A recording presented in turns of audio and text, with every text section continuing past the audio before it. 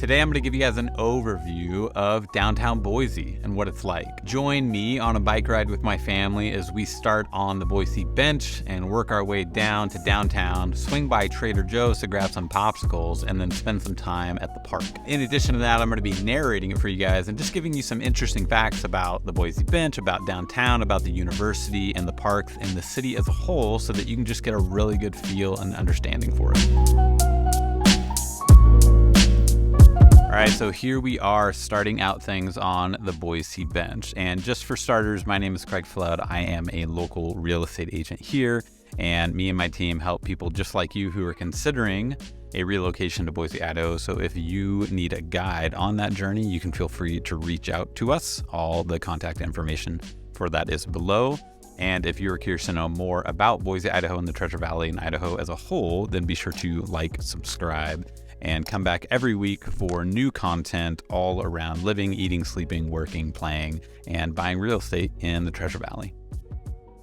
So for starters, let's talk about some interesting kind of facts and just general information about Boise, Idaho. So Boise is the largest city and capital of Idaho. The city itself has a population of a little under 250,000, and the metro area is ranked 78th in the U.S. for population. Between 2010 and 2020, the metro area grew by 24%, which is a flat region locally known as the Treasure Valley. The Boise River, which we'll see later in this film, flows straight through the city and drains into the Snake River about 40 miles west. A little bit of history on Boise. The area was first inhabited by the Shoshone and Bannock peoples. The first settlement, Fort Boise, was established in 1834 as a fur trading post. The Union Army built a new Fort Boise in 1863 to protect settlers heading west on the Oregon Trail, and in 1866, Boise was made the capital of the Idaho Territory. And in the video you guys are seeing right here, we are just entering Terry Day Park. Terry Day Park is a great park. Me and my family love visiting here. And right now it's really special too because we have a lot of geese with the baby geese, or is it goslings that they're called? My kids and I were just talking about that. And then right up ahead is a pond that totally is fishable.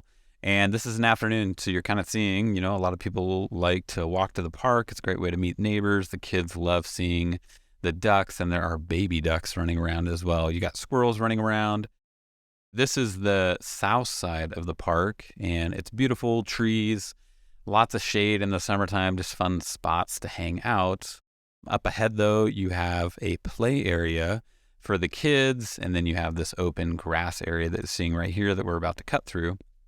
Off to the right, you also have tennis courts. So in the morning, oftentimes I'll commute through this on my bicycle, and there'll be a lot of people out there playing tennis and or I think pickleball. Is that right? Pickleball, where you got kind of the large wooden paddles, and yeah, a lot of older people I often see over there in the morning getting after it and breaking a sweat. But there you see the park off to the right. And all we're doing right now is just using the park to kind of cut through. It gets us off the street a little bit. And in a moment, we are going to be hitting the hill that is going to take us off of the Boise Bench. Now I'm going to give you guys just a quick few facts about the Boise Bench. So the Boise Bench is located on an elevation above the city, kind of overlooking it, which is why it's called the Bench. It's also close to the airport and close to downtown, making it a really accessible and convenient location. But here in the video you're seeing now, we are dropping down off the bench. But more about the bench. The Boise Bench has historical significance with many homes and buildings dating back to the early and mid 20th century. And the area saw rapid development after World War II, with many subdivisions built to accommodate the growing population. It offers a mix of residential, commercial, and recreational spaces, as you kind of just saw, providing a balanced lifestyle for its residents. The Bench has a diverse community with a range of homes from mid-century houses, which I personally own, I'm a huge fan of, to new construction accommodating people from different socioeconomic backgrounds, I think would be a good way to put it. It's known for its quiet, tree-lined streets and well-maintained, charming homes. All right, so now you're seeing we are off the bench. We officially came down the hill, and we're coming up on Boise State University, which is going to be just to our left.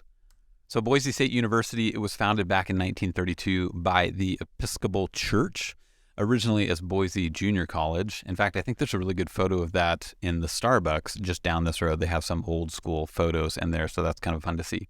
It became an independent institution in 1934, and after several transformations, it achieved its university status in 1974. So this is a university, not a college. And if you're curious what the difference is between a university and a college is typically a smaller institution that offers undergraduate degrees, and a university is generally a larger institution and it offers undergraduate and graduate degrees.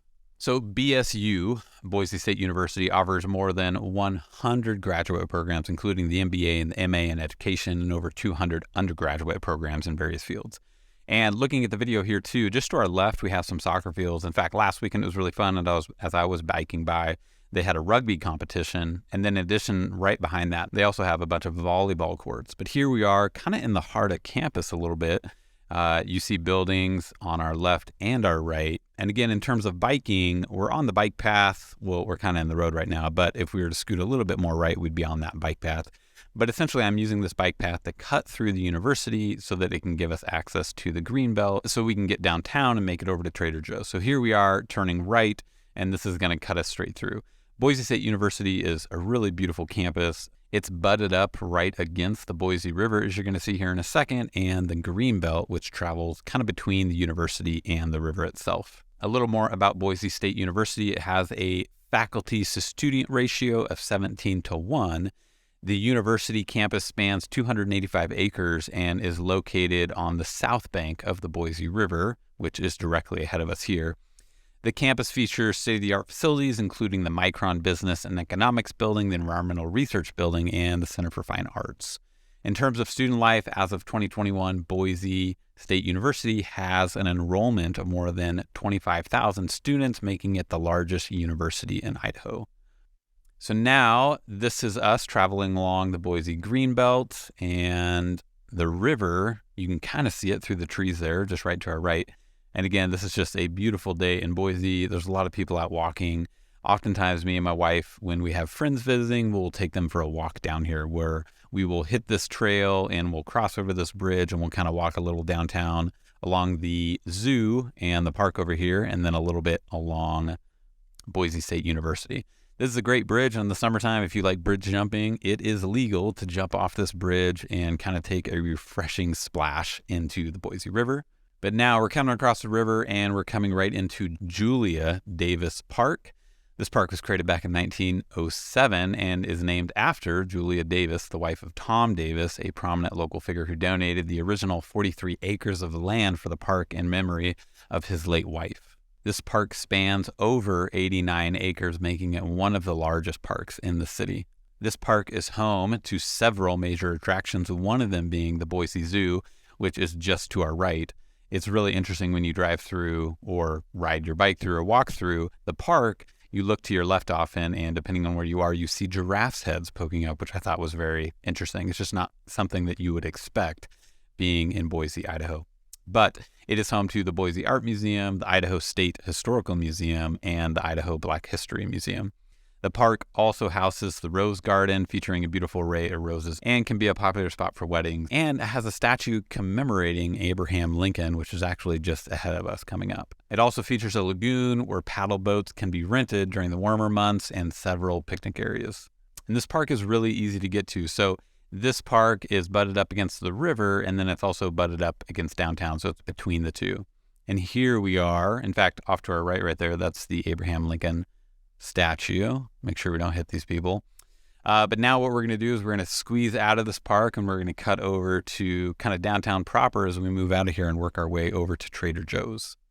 I really enjoy downtown Boise. When me and my family were considering relocating and when we were considering cities that we wanted to move to, we weren't wanting to get super rural because we still wanted to have some amenities close by. We wanted all the benefits that a city would bring without having to live in a super large city.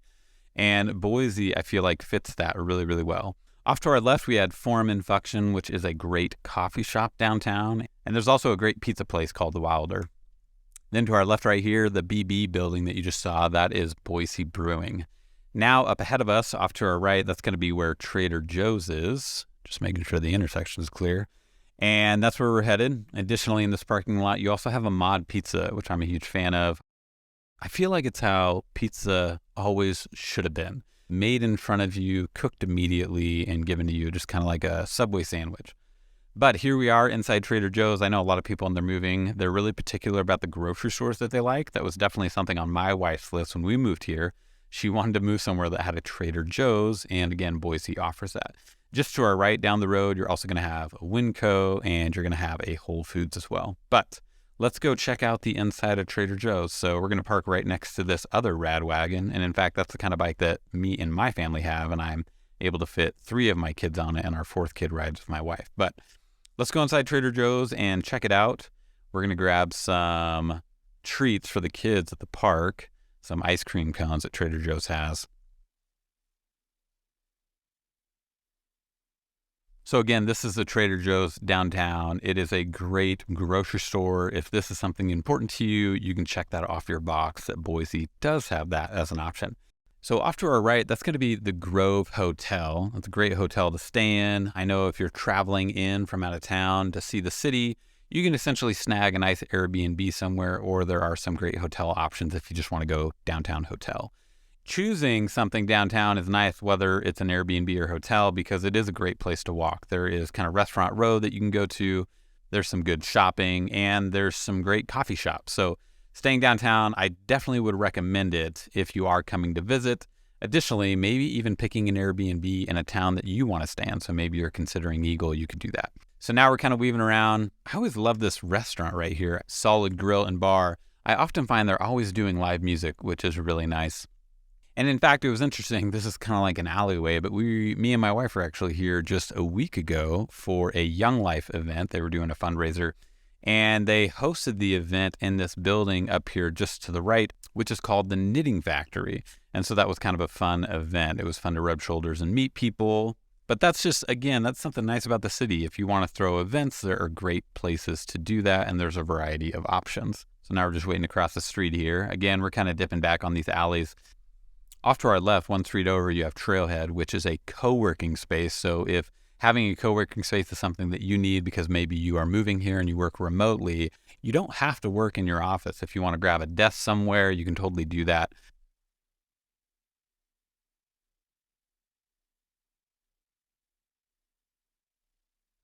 Also, you got Goldstein's Bagel Shop right there. So if you like bagels, you can go try their bagels. And there's a couple options for bagel shops in Boise, Idaho, and the Treasure Valley. So if you're into maybe a breakfast bagel sandwich like I am, you can definitely find that here.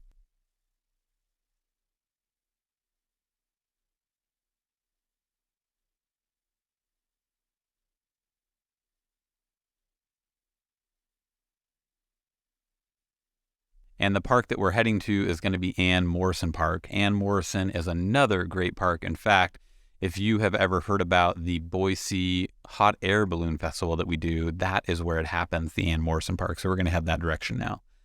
So again, this is the Boise Greenbelt, and we're going through some tunnels here. Got some other cyclists that we're seeing. And the Boise Greenbelt is definitely a huge plus when considering Boise or the Treasure Valley as a city to move to, say, compared to some other cities. I have yet to go to a city that has this great of a bike path and this clean of a bike path and this safe of a bike path and walking path. But it's really, really enjoyable, and me and my family definitely get a lot of use out of it. But again, you got the Boise River to our left. Right now, it is really, really high because they are letting a ton of water out of the dam in anticipation for all the runoff that's going to happen this year and all the snow melt. So they want to make sure they are in control of that. Off to our right, you can kind of see that the city, right, the commercial building structures are butted up right against the Greenbelt and the Boise River. In the summertime, you can expect to see this Greenbelt here really busy with people walking, biking, cycling, one-wheeling, unicycling, running, and skateboarding. And it can get really busy. In addition, I'll often find places off to the right here where maybe some food trucks are hanging out or some live music or a band is happening. And so it's really fun and active. All right, so now we are taking the bridge over. Again, the Greenbelt goes on both sides of the river. It's typically on both sides at certain points, and then you can always zigzag across, or maybe, depending on where you are, it might just be on one side. But Now we are coming into Ann Morrison Park. So Ann Morrison Park was dedicated back in 1959. It was a gift to the city from Harry W. Morrison in honor of his late wife, Ann Morrison. The park is located near downtown and lies just adjacent to the Boise River, as you're seeing here.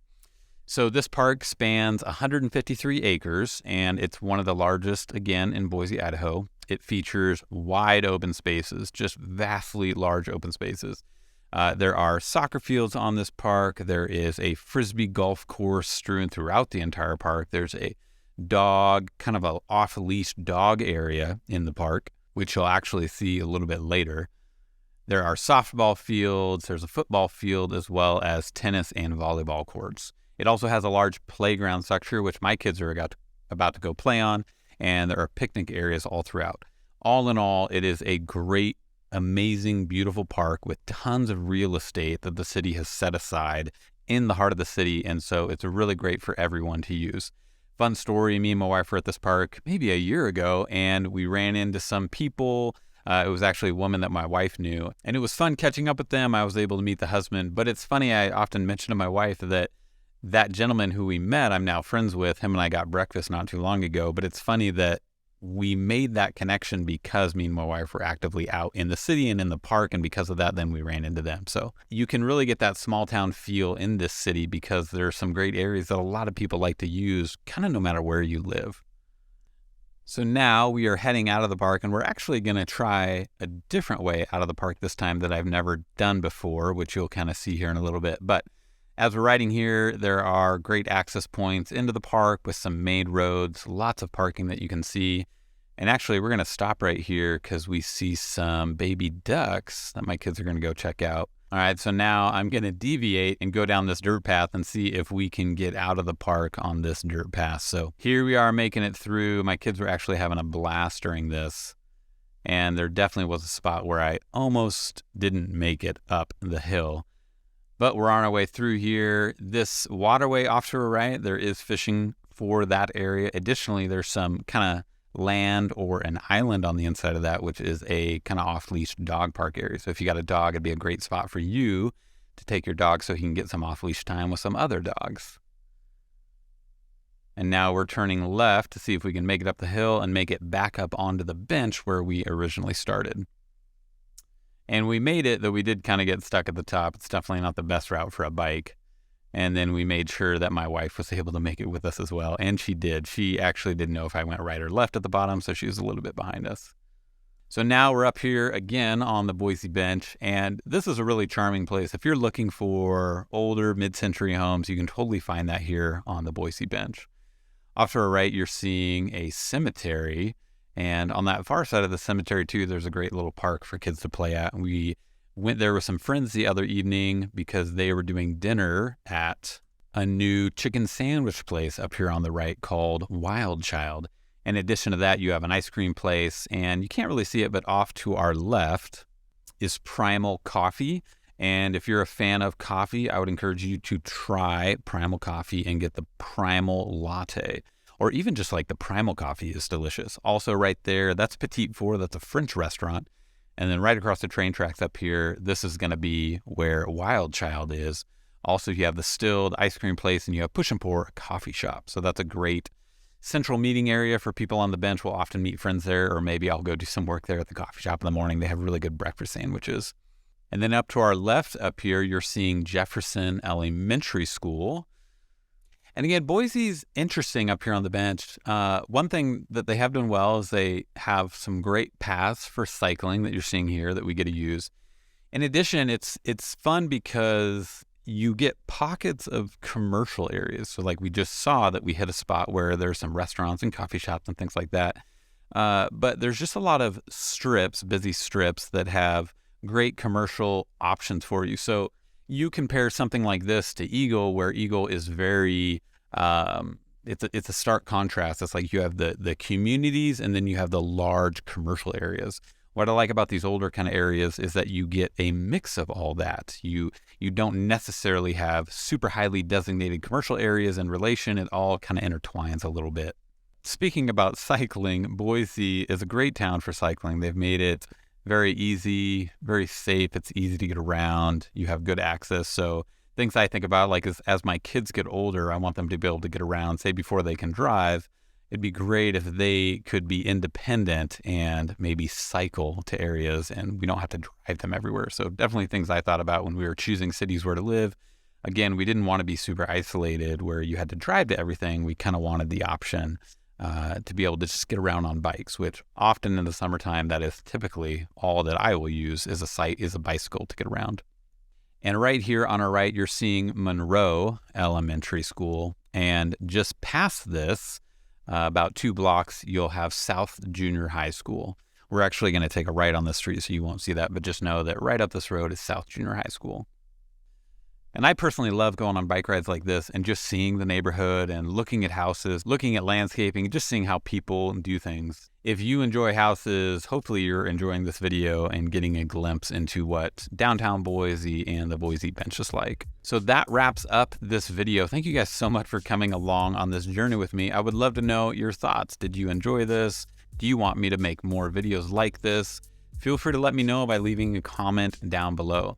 In addition, if you're looking to buy a home in Boise, or if you already live here and you're looking to sell a home, me and the team here at Living in Idaho would love to help you with that. The contact information is down below. You can call, text, email, or schedule a Zoom call with us. Thank you guys so much for coming along on this journey with me, and I will see you guys in the next video.